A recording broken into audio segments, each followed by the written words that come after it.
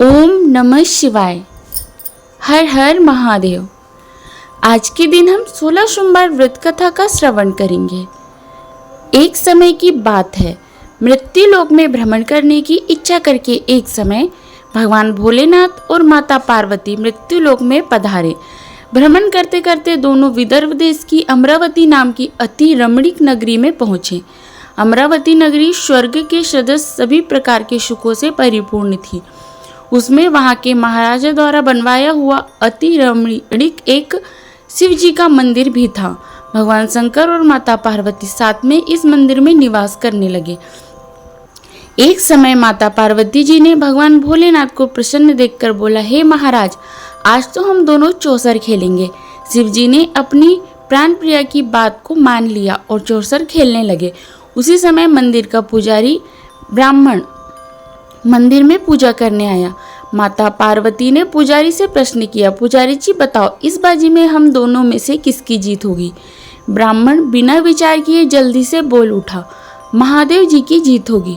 थोड़ी देर में बाजी समाप्त हो गई और पार्वती जी की जीत हुई।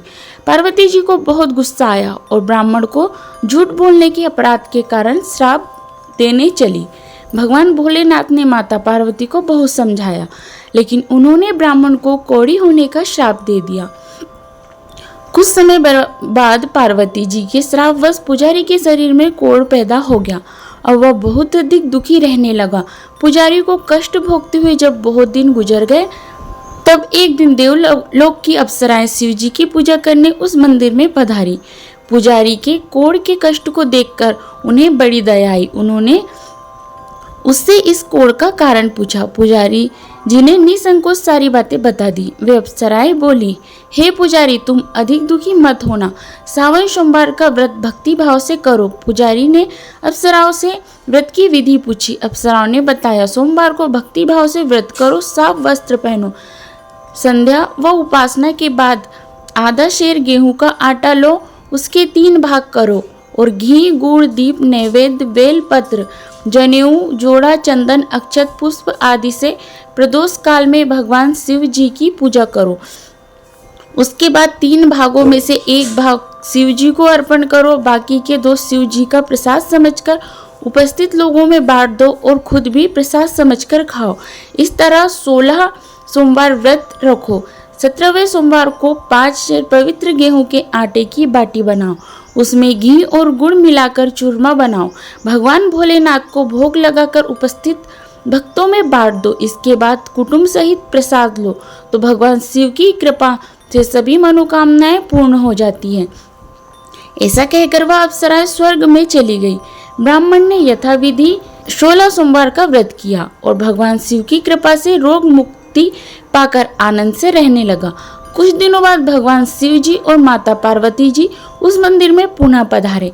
ब्राह्मण को निरोग देखकर पार्वती जी ने ब्राह्मण से रोग मुक्त होने का उपाय पूछा। ब्राह्मण ने 16 सोमवार व्रत की कथा सुनाई। पार्वती जी बहुत प्रसन्न हुई। ब्राह्मण से व्रत विधि पूछकर स्वयं भी व्रत करने के लिए तैयार हो गई। व्रत करने के बाद उसकी मनोकामना पूरी हुई और उनके रूठे बेटे स्वामी कार्तिक के स्वयं माता के आज्ञाकारी हुए। कार्तिक जी को अपना यह विचार परिवर्तन का रहस्य जानने की इच्छा हुई। वह माता से बोले, माता, आपने ऐसा कौन सा उपाय किया जिससे मेरा मन आपकी ओर आकर्षित हो गया? पार्वती जी ने वही 16 सोमवार की कथा उसको भी सुना दी। कार्तिक जी ने कहा, इस व्रत को मैं भी करूंगा, क्योंकि मेरा प्रिय मित्र ब्राह्मण बहुत दुखी दिल से परदेश गया है। मेरी उससे मिलने की इच्छा है। कार्तिक जी ने इस व्रत को किया और उनका प्यारा मित्र उन्हें मिल गया। मित्र ने इस आकस्मिक मिलन का भेद पूछा तो कार्तिकेय जी बोले, हे मित्र, हमने तुम्हारे मिलने की इच्छा से 16 सोमवार का व्रत किया। अब तो ब्राह्मण मित्र को अपने विवाह की चिंता होने लगी। उसने कार्तिक जी से व्रत की विधि पूछी और यथाविधि व्रत किया। व्रत के प्रभाव से वह किसी कार्य से विदेश गया तो वहां के राजा की लड़की का स्वयंवर था। राजा ने प्रण किया था कि जिस राजकुमार से सब प्रकार से हथनी माला डालेगी, मैं उसी के साथ अपनी प्यारी बेटी का विवाह करूंगा। शिव जी की कृपा से वह ब्राह्मण भी उस स्वयंवर को देखने की इच्छा से राज्यसभा में एक ओर जाकर बैठ गया। नियत के समय हथिनी आई और उसने जयमाला को उस ब्राह्मण के गले में डाल दिया। राजा ने अपनी प्रतिज्ञा के अनुसार बड़ी धूमधाम से अपनी कन्या का विवाह उस ब्राह्मण के साथ कर दिया और ब्राह्मण को बहुत सा धन देकर और पूरे सम्मान के साथ संतुष्ट किया। ब्राह्मण सुंदर राजकन्या पाकर सुख से जीवन व्यतीत करने लगा। एक दिन राजकन्या ने अपने पति से प्रश्न किया कि हे प्राणनाथ, आपने ऐसा कौन सा भारी पुण्य किया था जिसके प्रभाव से हथिनी ने सब राजकुमारों को छोड़कर आपको वरण किया।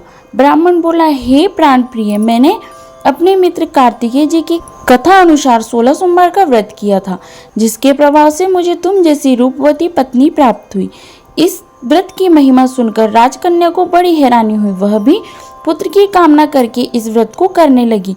शिव जी की दया से उसके गर्भ में एक अति सुंदर, सुशील, धर्मात्मा और विद्वान पुत्र उत्पन्न हुआ। माता और पिता उस देवपुत्र को पाकर अत्यधिक प्रसन्न हुए और उसका लालन पालन अच्छे प्रकार से करने लगे। जब पुत्र समझदार हुआ तो एक दिन अपनी माँ से प्रश्न किया, हे माँ, तुमने कौन सा व्रत और तप किया था जो मेरे जैसा पुत्र तुम्हारे गर्भ से उत्पन्न हुआ। उसकी माता ने 16 सोमवार व्रत की कथा बताई। पुत्र ने सब तरह के मनोरथ पूरे करने वाले इस सरल व्रत को सुना तो वह भी राजाधिकार पाने की इच्छा से हर सोमवार को यथाविधि यह व्रत करने लगा। व्रत शुरू करने के बाद एक देश में वृद्ध राजा के दूतों ने उससे आकर उसको राजकन्या के वरण के लिए कहा। राजा ने अपनी बेटी का विवाह ऐसे सर्वगुण संपन्न ब्राह्मण युवक के साथ करके बहुत सुख प्राप्त किया। वृद्ध राजा के दिवंगत हो जाने के बाद इसी ब्राह्मण को सिंहासन पर बैठाया गया, क्योंकि दिवंगत राजा का कोई पुत्र नहीं था। राज्य का उत्तराधिकारी होकर भी यह ब्राह्मण 16 सोमवार व्रत करता रहा।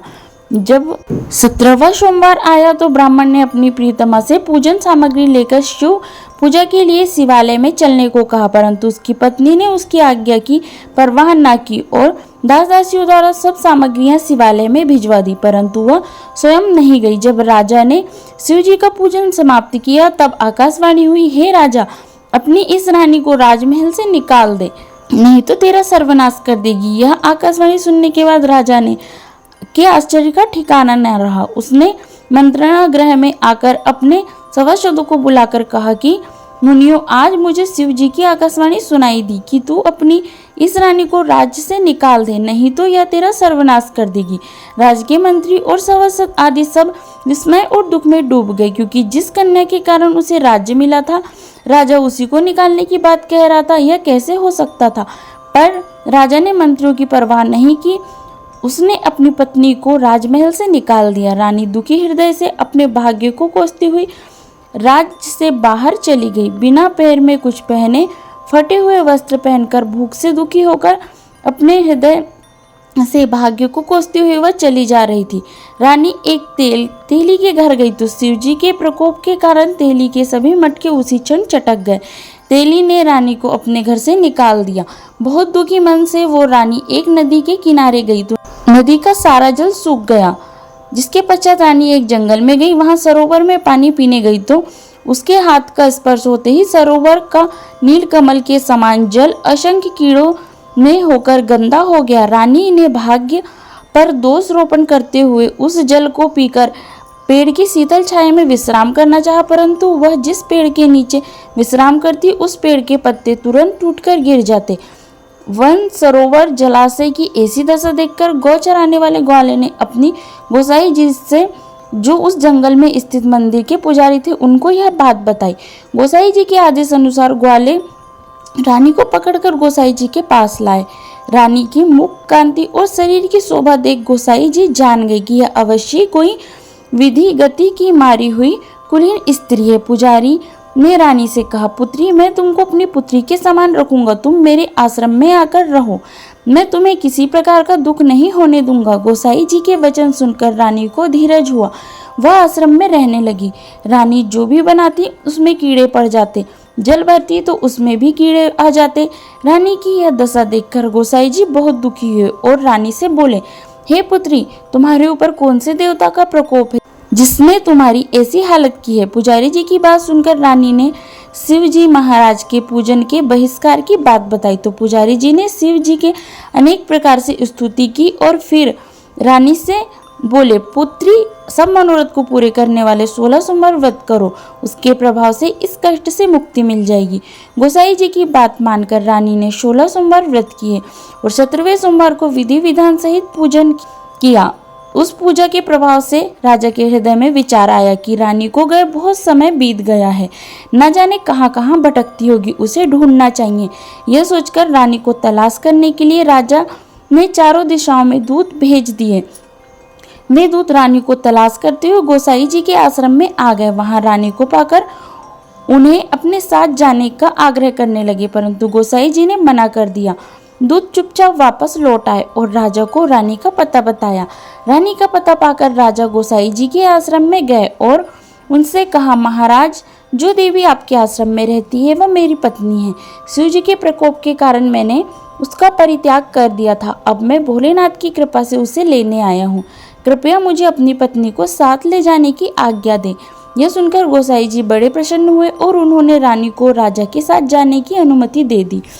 राजा बड़ी प्रसन्नता के साथ रानी को महल लेकर आए। राजा ने सारे राज्य में उत्सव मनाया और चारों तरफ प्रसन्नता की लहर दौड़ पड़ी।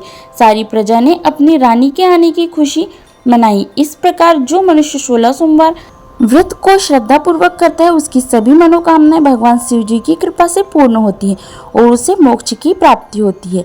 तो ये थी आज की कहानी। आपको यह कहानी कैसी लगी कमेंट करके जरूर बताइएगा और चैनल को सब्सक्राइब कीजिएगा।